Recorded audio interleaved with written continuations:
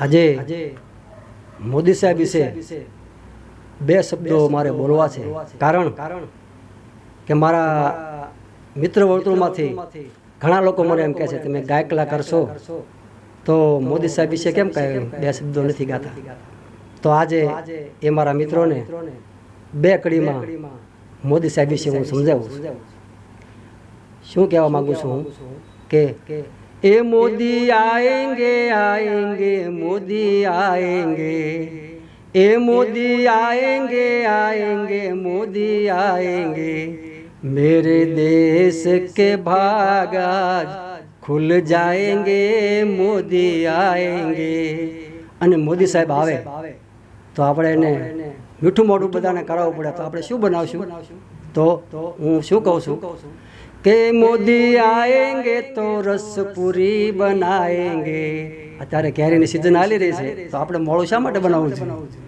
એ મોદી આएंगे તો રસપુરી બનાएंगे, एक दूसरे को भाव से खिलाएंगे, एक दूसरे को प्यार से खिलाएंगे, हम फिर से केसरिया लहराएंगे मोदी आएंगे.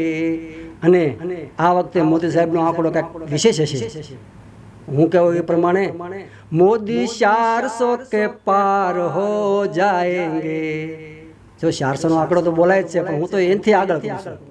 ए मोदी 400 के पार हो जाएंगे, अय मोदी फिर से डंका बजाएंगे, विरोधी पक्ष वाले सब हिल जाएंगे मोदी आएंगे, ए मोदी आएंगे आएंगे मोदी आएंगे.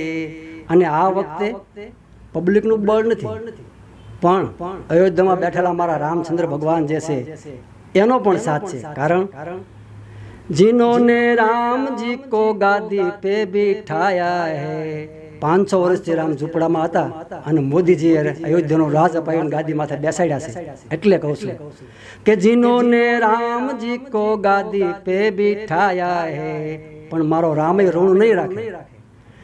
मेरे राम भी उनको बिठाएंगे, राम उनको भी गादी पे बिठाएंगे, हनुमान जी बन के योगी संग आएंगे मोदी आएंगे, ए मोदी आएंगे आएंगे मोदी आएंगे, मेरे देश के भाग अब खुल जाएंगे मोदी आएंगे, ए मोदी आएंगे हो मोदी आएंगे.